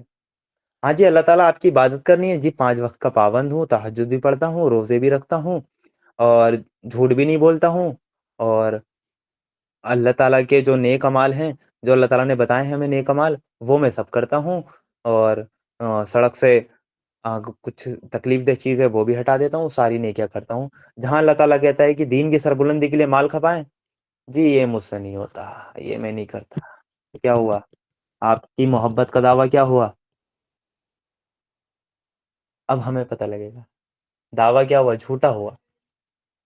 بن جائیں آپ عابد, بن جائیں عبادت گزار, بن جائیں تہجد گزار, بن جائیں آپ عالم, بن جائیں مفتی, بن جائیں شہید, لیکن اگر مال خرچ نہیں کریں گے آپ کی محبت کا دعویٰ جھوٹا ہے. دوسری طرف وہ شخص ہے کہ نہ نماز پڑھتا ہے, نہ روزے رکھتا ہے, نہ کوئی نیک کام کرتا ہے, اور اللہ تعالیٰ کے دین کی راہ میں لیجیے ہم سے پیسہ لیجیے, لیجیے ہم سے ڈونیشن لیجیے, اللہ تعالیٰ کی راہ میں لگائیے, دین کی سربلندی کے لیے لگائیے. کیا وہ اللہ تعالیٰ اس سے محبت کریں گے؟ کیا اس کی محبت بالکل درست ہے؟ کیا اس کی محبت جائز ہے؟ کیا وہ اپنی محبت کا صحیح ثبوت دے رہا ہے پیسہ لگا کے اللہ تعالیٰ کی راہ میں؟ نہیں, وہ بھی جھوٹا ہے. کہ جہاں آپ سے جان مانگی جا رہی ہے وہاں آپ نہیں دے رہے. اللہ تعالیٰ کی راہ میں جہاد کرنا ہے, آئیے, آئیے میدان جنگ کی طرف. آپ کہہ رہے ہیں کہ مجھ سے 2 لاکھ روپے لے لیجیے, میرے بس کی بات نہیں ہے جی جانا. اللہ تعالیٰ کہہ رہے ہیں کہ نماز فرض, آئیے نماز کی طرف, نہیں جی نہیں, پیسہ دے دیں گے ہم. یہ بھی محبت کے دعوے میں جھوٹا ہے. تو عمل سے ایمان قلبی پیدا ہونے کے بعد, حقیقی ایمان پیدا ہونے کے بعد جو باہر نکلے گا وہ جہاد ہے. اور جہاد جو کیا جائے گا وہ 2 چیزوں سے ہوتا ہے, ایک انسان کی مال سے اور ایک انسان کی جان سے. قرآن میں جب آپ کو ایک پیٹرن ملے گا, آپ جب قرآن پہ غور و فکر کریں گے آپ دیکھیے گا کہ جہاں بھی جہاد آئے گا اللہ تعالیٰ کی راہ میں جدوجہد کرو, اسٹرگل کرو, وہاں اس کے ساتھ اللہ تعالیٰ نے مال اور جان کو وہ ضرور ایڈ کیا ہے. آپ غلط ڈیفینیشن نہ سمجھ لیجئے گا جہاد کی, کہ جہاد صرف جان سے ہوگا. بھائی مال سے بھی ہوگا, مال بھی کھپایا جائے گا, کنجوس تو نہیں ہو, محبت چیک کراؤ اپنی. تو یہ ہے اللہ تعالیٰ کی راہ میں اپنی جانوں سے, اپنے مالوں سے جنہوں نے جہاد کیا, یہی اپنے دعوی ایمان میں سچے ہیں, یہی اصل مومن ہیں جنہوں نے کوئی شک نہیں کیا اور جہاد کیا. ایک بڑی ہی فیوریٹ آیت ہے قرآن کی, میری بڑی فیوریٹ آیت میں اس کو کہتا ہوں, سورہ توبہ کی آیت نمبر 24. جب اس کو پڑھتے ہیں تو روح کانپ جاتی ہے. یہ میری فیوریٹ آیت ہے, قرآن کی تو ساری آیتیں ہی فیوریٹ ہیں, لیکن اس سے ایک الگ ہی موٹیویشن ملتی ہے اللہ تعالیٰ کی راہ میں جہاد کرنے کی. تو بڑی میں اس کو آیت وہ سمجھتا ہوں, اور اللہ تعالیٰ اس آیت پہ ہمیں عمل کرنے والا بنا دے. اس آیت میں صرف اللہ تعالیٰ نے ایک ہی حکم دیا ہے, صرف ایک ہی حکم. آیت بڑی لمبی ہے, حکم صرف ایک ہے, اور اللہ تعالیٰ نے وہ 8 محبتیں ہمیں گنوائی ہیں اس آیت میں, جو ہم دنیا میں کرتے ہیں. ان 8 محبتوں سے باہر ہم کسی سے محبت نہیں کرتے, اور ان 8 محبتوں کو ایک طرف رکھا اور جہاد کو ایک طرف رکھا, اور بول دیا کہ اللہ تعالیٰ کا فیصلہ ہے. وہ آیت میں آپ کے سامنے پڑھ دیتا ہوں, سورہ توبہ آیت نمبر 24, جس میں اللہ تعالیٰ نے فرمایا, اے نبی صلی اللہ علیہ وسلم وہ کہہ دو کہ اگر تمہارے باپ, اے نبی صلی اللہ علیہ وسلم کہہ دو, ان ایمان کے دعوے داروں سے کہہ دو کہ تمہارے باپ, پہلی محبت, آپ فنگر پہ ان کو گنتے جائیے گا, تمہارے باپ, تمہارے بیٹے, تمہارے بھائی, تمہاری بیویاں, تمہارے رشتے ناتے دار. کتنی محبت ہو گئی؟ 5. باپ, بیٹا, بھائی, بیوی اور رشتے دار. کیا ان سے باہر کوئی انسان کا اور کوئی رشتہ ہوتا ہے؟ یا اس کا کوئی باپ ہوگا, बेटा, भाई, बीवी और रिश्तेदार, नाते रिश्तेदार, मिलने जुलने वाले, फ्रेंड सर्कल, सब नाते रिश्तेदार में आ गए। ये 5 मोहब्बतें तो इंसान को इंसान से होती हैं। ये 5 मोहब्बतें गिनवाई। अब अल्लाह ताला 3 मोहब्बतें और गिनवाएंगे इस हालत, वो इस आयत में। तुम्हारे रिश्ते नातेदार और उसके बाद 3 मोहब्बतें और गिनी आप। तुम्हारे वो माल जो तुमने कमाए हैं, ठीक है, और तुम्हारे वो कारोबार जिनके ठंडा पड़ जाने का तुमको डर है, दूसरी मोहब्बत ये आई। और तुम्हारे वो घर जो तुमको पसंद है, तीसरी मोहब्बत ये आई। यानी पहले 5 मोहब्बत एक इंसान की दूसरे इंसान से जो मोहब्बत हो सकती है वो गिनवाई। बाप, बेटे, भाई और बीवियां और नाते रिश्तेदार, ये 5, 3 मोहब्बत है। तुम्हारे माल, तुम्हारे कारोबार, माल और कारोबार, तीसरा घर। यही 3 के पीछे तो इंसान पागल है। माल, कारोबार, घर, ये 3 मोहब्बत है। तो वो टोटल कितनी मोहब्बतें हुई? 8 मोहब्बतें। 5 इंसान की इंसान से मोहब्बत और 3 मोहब्बतें हैं माली मोहब्बत, कि इंसान माल से करता है, अपने कारोबार से करता है और अपने वो घरों से करता है, अपनी बिल्डिंगें बनाने पे वो खर्च करता है। तो 3 मोहब्बतें ये हुई। तो अब इस आयत को मैं दोबारा पढ़ देता हूँ। ए नबी सल्लल्लाहु अलैहि वसल्लम, वो कह दो कि अगर तुम्हारे बाप, तुम्हारे बेटे, तुम्हारे भाई और तुम्हारी बीबियां और तुम्हारे रिश्ते नातेदार और तुम्हारे वो माल जो तुमने कमाए हैं और तुम्हारे वो कारोबार जिनके ठंडे पड़ जाने का तुमको डर है और तुम्हारे वो घर जो तुमको पसंद हैं, तुमको अल्लाह, उसके रसूल और उसकी राह में जिहाद से ज्यादा प्यारे हैं, तुमको अल्लाह और उसके रसूल और उसकी राह में जिहाद से ज्यादा प्यारे हैं, तो क्या करो? तो इंतजार करो यहाँ तक कि अल्लाह अपना फैसला तुम्हारे सामने ले आए, और अल्लाह फासिक लोगों की रहनुमाई नहीं क्या करता। यानी 8 मोहब्बत एक तरफ और अल्लाह, उसके रसूल और जिहाद ये एक तरफ। अगर ये 8 मोहब्बतें गालिब हुई अल्लाह उसके रसूल से, अल्लाह की राह में जिहाद से, तो इंतजार करो किस चीज का? आखिरत का, कि अल्लाह ताला तुम्हारे सामने तुम्हारा फैसला लिया है और अल्लाह ताला जालिमों की रहनुमाई नहीं क्या करता, फासिकों की रहनुमाई नहीं क्या करता। तो 8 मोहब्बतें एक तरफ जो दुनिया में होती है और जिहाद फी सबिलिल्लाह एक तरफ। ये है असल ईमान, ये है असल मोमिन। ये मोमिन हमें बनना है, ये मोमिन हमें बनना है। तो अल्लाह ताला हमें इस आयत में जो ईमान की अल्लाह ताला ने वो जामे तरीन डेफिनेशन बताई है, अल्लाह ताला इसके मुताबिक हमें भी कर दे, हमारे दिल में भी यकीन, वो यकीन वाला ईमान पैदा कर दे, और हमारे अमल में अल्लाह ताला की राह में जिहाद निकले, और वो जिहाद हमारी जानों और मालों दोनों से हो। उसके बाद अल्लाह ताला ने आयत नंबर 16 में, सूरह हुजरात आयत नंबर 16 में फरमाया, ए नबी सल्लल्लाहु अलैहि वसल्लम, इन ईमान के दावेदारों से कहो, क्या तुम अल्लाह को अपने दीन की इत्तला दे रहे हो? हालांकि अल्लाह जमीन और आसमानों की हर चीज को जानता है और वो हर चीज का इल्म रखता है। फिर ये जो बद्दू लोग थे जो अपने इस्लाम लाने पर एहसान जताते थे कि हमें ज़्यादा सदक़ात और ज़्यादा माली गनीमत में हमें हिस्सा दें, क्योंकि हम बिना लड़े भड़े हम इस्लाम ले आए, हमने उनकी तरह आपसे जंग नहीं की, फला कबीले की तरह जंग नहीं की, हम तो फ्री फोकट में इस्लाम ले आए। और जो वो अपना एहसान अल्लाह के रसूल सल्लल्लाहु अलैहि वसल्लम के से जता रहे थे, उनको अल्लाह ताला कह रहे हैं कि ये नबी सल्लल्लाहु अलैहि वसल्लम, इन ईमान के दावेदारों से कहो, ये ईमान का जो दम भर रहे हैं, जो दावेदार हैं, इनसे कहो, क्या तुम अल्लाह को अपने दीन की इत्तला दे रहे हो? क्या तुम अल्लाह को अपने दीन की इत्तला दे रहे हो? देखो, यहाँ एक पैटर्न देखें आप। आयत नंबर 14 में क्या आया था? इस्लाम, हमने इस्लाम समझा। आयत नंबर 15 में अल्लाह ताला ने ईमान की डेफिनेशन बताई, ठीक है, इस्लाम। आयत नंबर 15 में ईमान। यहाँ पे एक तीसरी टर्म अल्लाह ताला ने यूज कर दी, वो है दीन। क्या तुम अल्लाह ताला को अपने दीन की इत्तला दे रहे हो? ये तीसरी टर्म है। इसको भी हमें यहाँ पर वो समझना है कि दीन किसे कहते हैं। आप उठाएं डिक्शनरी, आप उठाएं वो लिसानुल अरब, उसमें आप देखें कि दीन के क्या क्या मतलब है। तो दीन के 4 मतलब हैं। हमें दीन को समझना बड़ा जरूरी है, क्योंकि ये लोग, अल्लाह ताला ने कहा है कि, वो क्या तुम अल्लाह ताला को दीन की इत्तला दे रहे हो?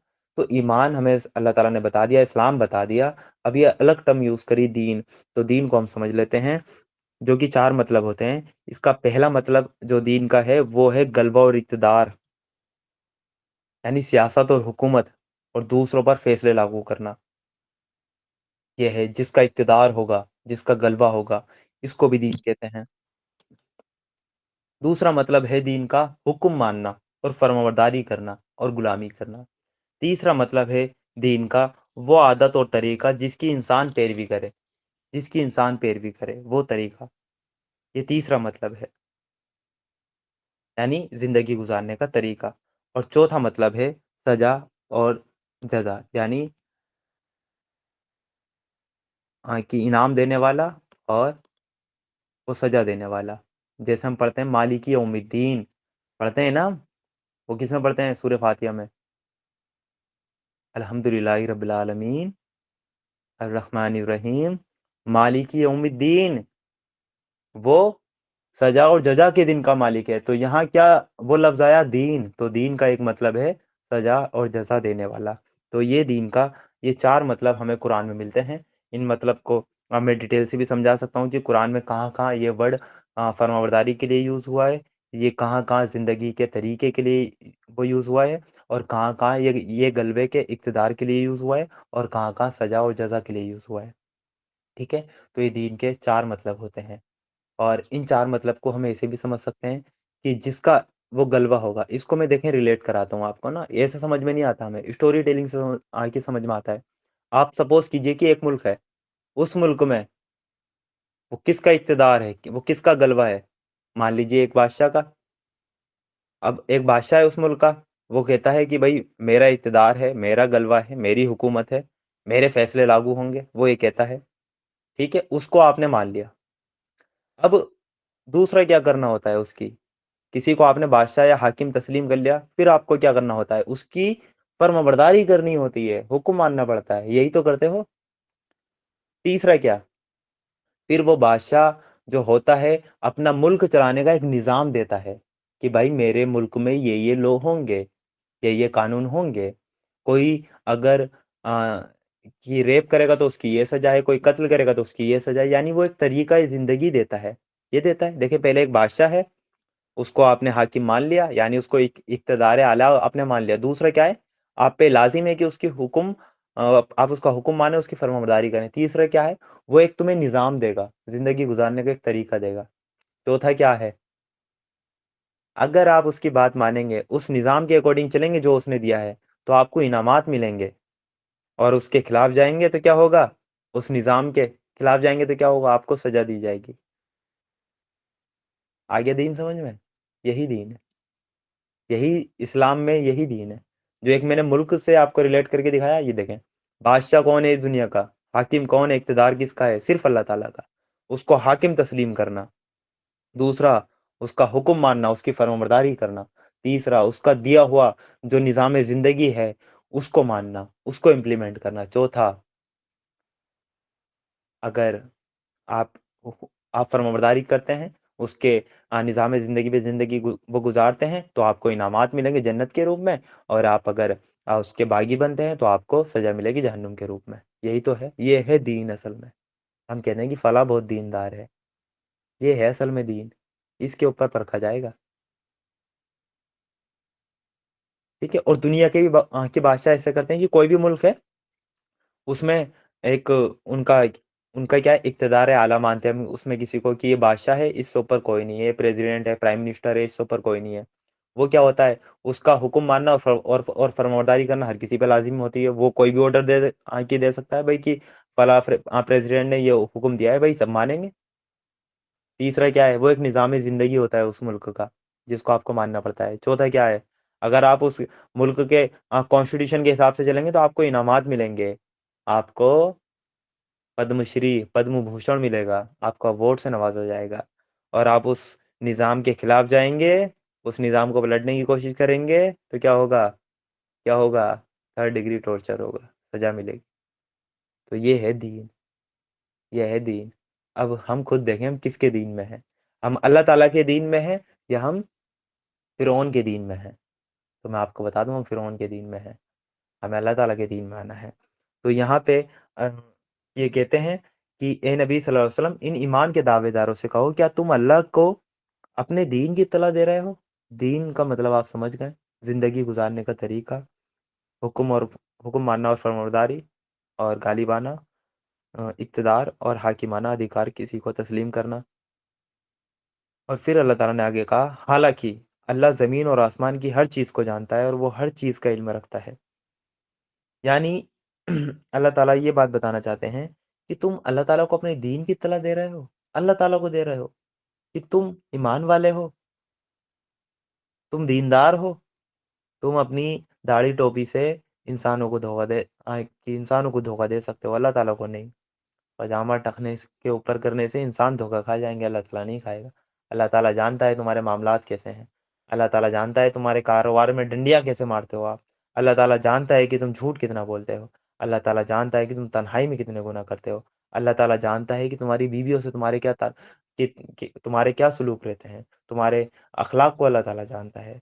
تو ان ظاہری اسلام کی جو جو چند چیزیں ہیں ان کو اپنانے سے تم انسانوں کو دھوکہ دے دو گے، اللہ تعالیٰ کو دھوکہ نہیں دے سکتے ہو، کیونکہ اللہ تعالیٰ آسمان اور زمین کی ہر چیز کو جانتا ہے اور اس کو ہر چیز کا علم ہے، اس کو علم ہے تم دنیا کی نظر میں چاہے مفتی ہو، چاہے تم بڑے ہی جہاد کرنے والے جاہد ہو دنیا کی نظر میں، چاہے بڑی عبادت گزار ہو، یا اللہ تعالیٰ کی راہ میں آپ وہ جنگ کرنے والے ہوں، یا آپ کو دنیا شہید کہتی ہو، یا آپ کو دنیا سخی کہتی ہو، آپ کچھ بھی ہو، لیکن اللہ تعالیٰ جانتا ہے کہ تمہارے دلوں میں کیا ہے۔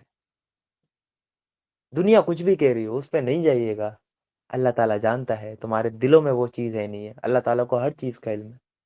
یہ ہے اس میں اصل بات۔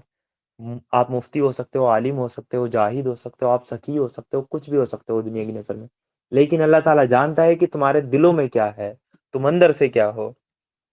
اور یہی نیت کا معاملہ ہے جو کہ ہمیں حدیث ملتی ہے صحیح مسلم میں 4923 نمبر پہ ہمیں حدیث ملتی ہے، جس میں قیامت کے دن 3 شخص کے خلاف سب سے پہلے فیصلہ آئے گا، کافر سے بھی پہلے، منافق سے بھی پہلے، سب سے پہلے 3 شخص کے بارے میں وہاں آخرت میں فیصلہ ہوگا، جس میں سے ایک شہید ہوگا جو اللہ تعالیٰ کی راہ میں جنگ کرتے ہوئے مارا گیا ہوگا، اللہ تعالیٰ کے دین کی سربلندی کے لیے وہ لڑا ہوگا اور مارا گیا ہوگا، اسے پیش کیا جائے گا، اور اللہ تعالیٰ اسے اپنی نعمتیں گنوائے گا کہ میں نے تجھے یہ نعمتیں عطا کی، بتا تو نے ان کے ساتھ کیا کیا، تو وہ کہے گا اللہ تعالیٰ میں نے اس کو تیری راہ میں لگایا، میں نے تیری راہ میں میں نے لڑائی کی، میں نے اس طرح جنگ کی، یہاں تک کہ مجھے شہید کر دیا گیا۔ اللہ تعالیٰ پتہ ہے کیا جواب دیں گے اس کو؟ تو نے جھوٹ بولا۔ اللہ تعالیٰ پھر اس کو رپلائی دیں گے، تم یہ اس لیے لڑے تاکہ دنیا میں تم کہلائے جاؤ کہ یہ بڑا وہ نڈر ہے، یہ بڑا بہادر ہے، یہ بڑا شہید ہے۔ تمہاری نیت یہ تھی وہ لڑنے کی، اللہ تعالیٰ کے لیے نہیں تھی۔ اللہ تعالیٰ تو جانتا تھا تمہارے دلوں کے حال، دنیا کو ہی تو دھوکہ دے دیا آپ نے، اللہ تعالیٰ کی راہ میں شہید ہو کے کہ وہ فلاں شخص تو شہید ہو گیا، جنت میں جائے گا، دنیا کو ہی تو دھوکہ دے دیا کہ بڑا بہادری سے وہ لڑا، دل میں کیا تھا؟ تو اللہ تعالیٰ کہیں گے تو نے جھوٹ بولا، اور اس کو فرشتے اس کی جو پیشانی ہے، جو اس کے بال ہیں، اس کو پکڑیں گے اور اس کو گھسیٹیں گے اور جہنم میں لے جا کے دے ماریں گے۔ سب سے پہلے اس کا فیصلہ ہوگا، ان شخص کا مقدمہ رکھا جائے گا، ہمارے نمبر بعد میں آئیں گے، عام عوام کے نمبر، اور ان شخص میں اگر ہم داخل ہیں تو یہ مان لیجیے کہ پہلا نمبر ہمارا ہی ہے۔ تو یہ دوسرا آدمی اس کو لایا جائے گا، وہ ہوگا عالم، اس سے پوچھا جائے گا، اللہ تعالیٰ اس کو اس کی نعمتیں گنوائے گا اور پوچھے گا تو نے ان نعمتوں کے ساتھ وہ کیا کیا، تو وہ کہے گا اللہ تعالیٰ میں نے تیرا علم حاصل کیا اور دوسروں کو یہ علم پہنچایا، اور تیرے خاطر میں نے قرآن کی قرات کی، قرآن کی دعوت کو عام کیا۔ اس کا مفہوم میں بتا رہا ہوں، میں نے بڑی تیری راہ میں اسٹرگل کی، بڑی میں نے قرآن کے درس دیے، میں نے لوگوں کو قرآن کی طرف بلایا، مطالعہ قرآن کلاس اس کے اندر میں درس دیتا تھا، اے اللہ تعالیٰ میں نے لوگوں کو قرآن سے جوڑا، میں نے قرآن ڈسٹریبیوٹ کیا، یہ ہے وہ ہے فلانا ڈھمکانا۔ اللہ تعالیٰ کہے گا نہیں، تو نے جھوٹ بولا، یہ سب تو نے اس لیے کیا کہ تو کہلایا جائے کہ بڑا ہی عالم ہے، بڑا ہی دیندار ہے، یہ اس لیے کیا تو نے۔ اور فرشتے اس کی پیشانی کو بھی پکڑیں گے اور اس کو گھسیٹیں گے اور جہنم میں لے آ کے دے ماریں گے۔ یہ صرف نیت کا فالٹ ہے، یہ اس لیے کیا تھا، یہ اس لیے کیا تھا تو نے۔ تیسرے شخص کو لایا جائے گا جو کہ بڑا سخی تھا، اللہ تعالیٰ کی راہ میں وہ اپنا مال لگاتا تھا، اس کو بلایا جائے گا، اس کا مقدمہ پیش کیا جائے گا۔ اللہ ताला उसको नेमतें गिनवाएगा कि मैंने तुझे इतनी नेमतें दी हैं, तूने इनके साथ क्या किया। वो कहेगा अल्लाह ताला मैंने कोई राह ऐसी न छोड़ी जहाँ खर्च करने का तूने हुक्म दिया हो और मैंने खर्च न किया हो। तो अल्लाह ताला कहेंगे तूने झूठ बोला, ये सब तूने इसलिए किया था कि तू दुनिया में कहलाया जाए कि बड़ा सखी है, बड़ा पैसा देने वाले लोग हैं, तो इनके दरबार से तो कोई भी खाली नहीं जाता। तूने ये सब कुछ इसलिए किया। ये तो हर रमजान में अफ्तारी भी ऐसी कराते हैं, इनसे बेहतर अफ्तारी तो किसी की नहीं होती। इनके घर से तो इतनी ज़कात निकलती है, इतने फितरे निकलते हैं, कोई मांगने वाला खाली नहीं जाता। और ये है फलाना ढिमकाना, अल्लाह की राह में ये इतना देते हैं, फला ऑर्गेनाइजेशन को इतना देते हैं, फला मस्जिद को इतना देते हैं, फला मदरसे को इतना देते हैं। तो ये अल्लाह ताला कहेंगे ये सब तूने झूठ बोला, और उसको भी फरिश्ते पकड़ेंगे और घसीटते हुए जहन्नुम में डाल देंगे। तो ये 3 शख्स हैं जिनका मुकदमा पहले कहलाया जाएगा। तो अल्लाह ताला यहाँ यहाँ यही बात समझा रहा है, ए नबी सल्लल्लाहु अलैहि वसल्लम इन ईमान के दावेदारों से कहो, क्या तुम अल्लाह को अपने दीन की इत्तला दे रहे हो? अल्लाह ताला को दे रहे हो दीन की इत्तला कि तुम कितने दीनदार हो, तुम कितना उस निज़ाम ज़िंदगी पे अमल कर रहे हो जो अल्लाह ताला ने दिया है, तुम कितना उस कानून के मुताबिक चल रहे हो जो अल्लाह ताला ने वो नाज़िल किए हैं। हालाँकि अल्लाह ज़मीन और आसमान की हर चीज़ का वो जानने वाला है। अल्लाह ताला के इल्म में सब है और वो हर चीज़ का इल्म रखता है। उसके इल्म से कोई वो चीज़ बाहर नहीं। उसके बाद आयत नंबर 17 में अल्लाह ताला ने कहा, ये लोग तुम पर एहसान जताते हैं कि इन्होंने इस्लाम कबूल कर लिया।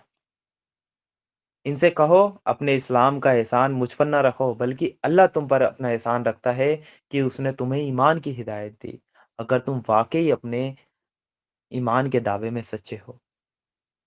यानी जो लोग अल्लाह के रसूल सल्लल्लाहु अलैहि वसल्लम पर आते थे कि हमने इस्लाम कबूल कर लिया और अपने इस्लाम का एहसान जताते थे, उनको अल्लाह ताला कह रहे हैं कि इनसे कह दो कि अपने इस्लाम का एहसान मुझ पर ना रखो, बल्कि अल्लाह ने तुम पर एहसान किया है कि तुम्हें ईमान की हिदायत दी।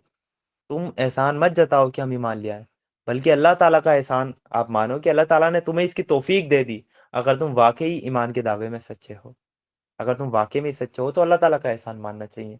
अल्लाह ताला की ये हिदायत है कि उसने तुम्हें नसीब की, ये अल्लाह ताला का एहसान है और ये वाक़ई में अल्लाह ताला का एहसान है।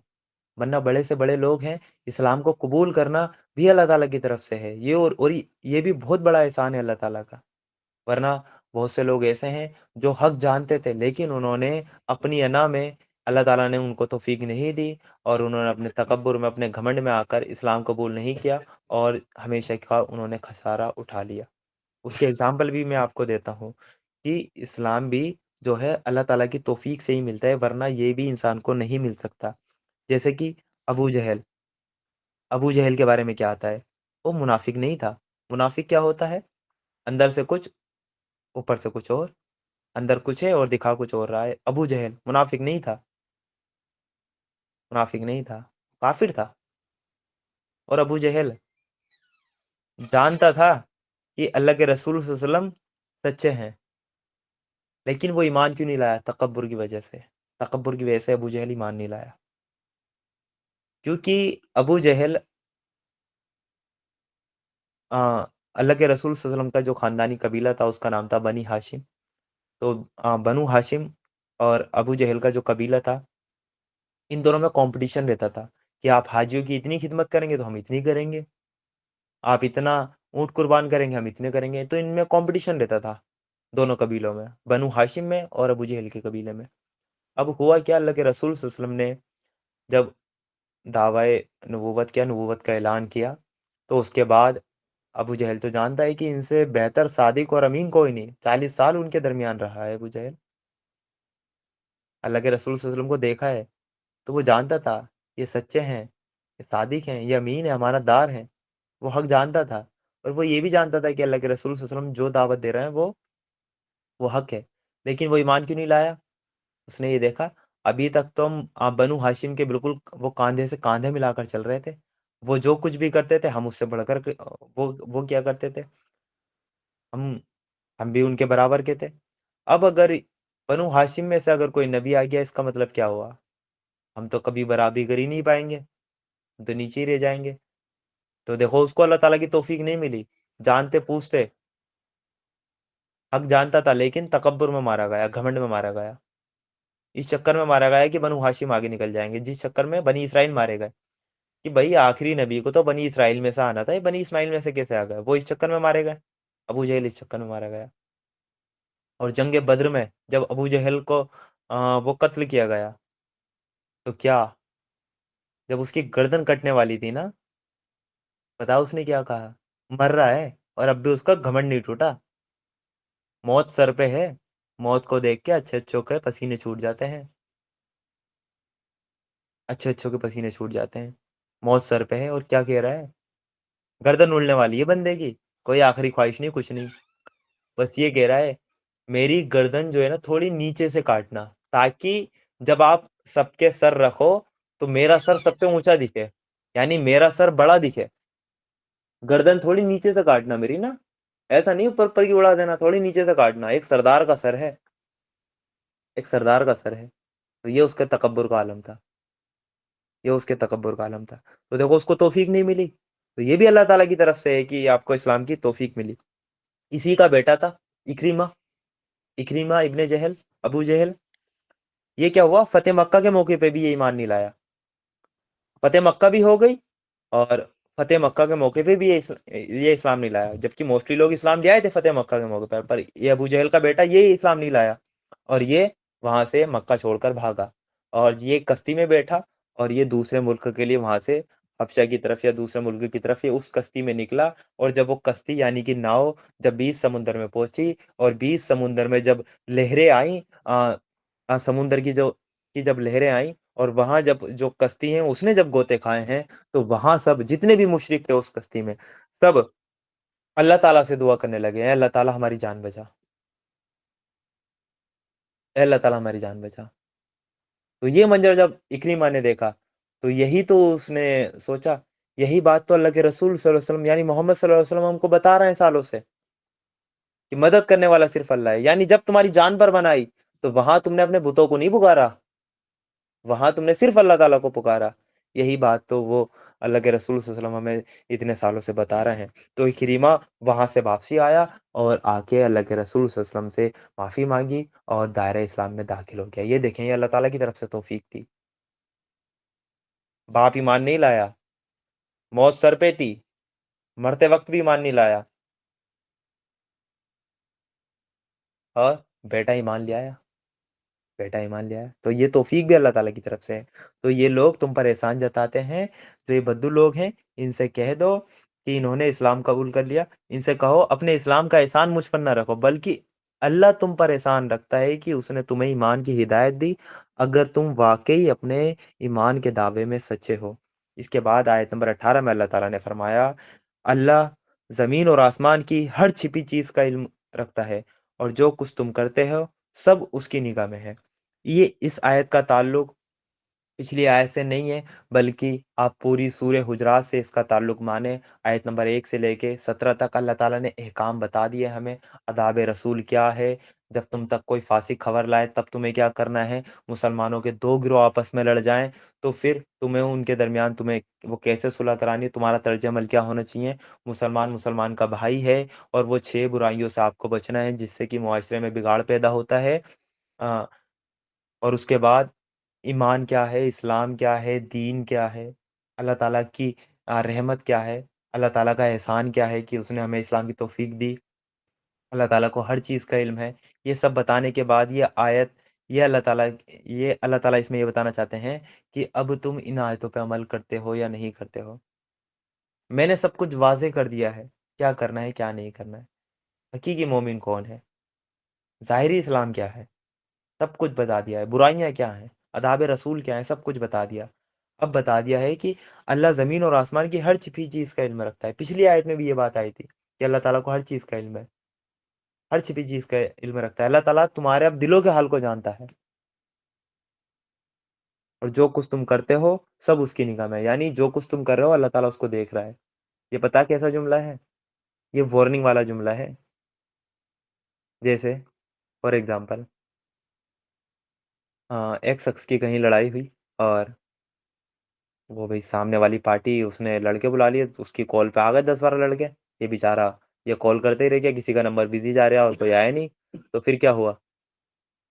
तो उसको तो भागना ही पड़ेगा, वो सिंगल रह गया और वो उधर 10-12 हो गए। तो वो क्या कह के भागेगा? तुझे तो मैं बाद में देखूंगा, तुझे तो मैं बाद में देखूंगा, देख लूंगा तुझे। तो ये जो जुमला होता है ये कौन सा वाला जुमला होता है? ये जुमला होता है कि अभी अच्छे से नजर नहीं आ रहा, अगली अगली बार नहा धो के आना, थोड़ी कंघी वगैरह करके आना, तब इत्मीनान से देखूंगा, ये जुमला होता है? ऐसा कोई होता है? ये वो वार्निंग वाला जुमला होता है, वार्निंग वाला जुमला होता है। बेटा तुझसे तो मैं बाद में आके निपटूंगा। जैसे एक टीचर अपने स्टूडेंट से बोलता है, जब टीचर पढ़ाई नहीं करता, सॉरी, जब स्टूडेंट पढ़ाई नहीं करता है और टीचर उसको क्या कहता है, बेटा तो ये तो एग्जाम में बताऊंगा। एग्जाम में क्या बताएगा? क्वेश्चन का आंसर बताएगा एग्जाम में? क्या बताएगा एग्जाम में? क्या बताएगा? तो ये एग्जाम में बताऊंगा, इसका मतलब क्या होता है? वार्निंग वाला जुमला है। तो ये जो है कि जो तुम कुछ करते हो सब उसकी निगाह में है, ये वार्निंग वाला जुमला है हमारे लिए, कि जो भी हमारे अमल है सब अल्लाह ताला की निगाह में है। हमें समझ जाना चाहिए अल्लाह ताला देख रहा है, अल्लाह ताला देख रहा है, देख रहा है यार हमें अल्लाह ताला, समझ जाना चाहिए हमें। ये वार्निंग वाला जुमला है कि अब तुम इन पर अमल करते हो या नहीं करते हो, अब तुम अपने दिल में हकीकी ईमान पैदा करते हो या नहीं करते हो, अब तुम जिहाद फी सबीलिल्लाह करते हो या नहीं करते हो, अब तुम अल्लाह ताला की राह में जिद्दोजहद अपनी जानों से अपने मालों से करते हो या नहीं करते हो। अल्लाह ताला तुम्हारे सारे अमल देख रहा है। वार्निंग वाला जुमला है, वार्निंग दी अल्लाह ताला ने। अब जो भी कुछ तुम करोगे उसी के हिसाब से तुम्हारा हिसाब होगा। वफा करोगे, वफा करेंगे, जफा करोगे, जफा करेंगे। अब हमने भी ये ठाना है, जो तुम करोगे वो हम करेंगे। यानी अगर हमसे वफा करोगे तो हम भी वफा करेंगे, हमसे जफा करोगे तो हम भी जफा करेंगे, और हमने भी ये ठाना है, जो तुम करोगे वो हम करोगे। यानी अब तुम हमसे बगावत करोगे तो देख लेना फिर क्या होगा आखिरत में, देख लेना फिर। तो ये है, अल्लाह ताला ने भी ये ठाना है, जो तुम करोगे वो हम करेंगे। वाखिर दावना वल्हम्दुलिल्लाहि रब्बिल आलमीन। अस्सलामु अलैकुम वरहमतुल्लाहि वबरकातुहू।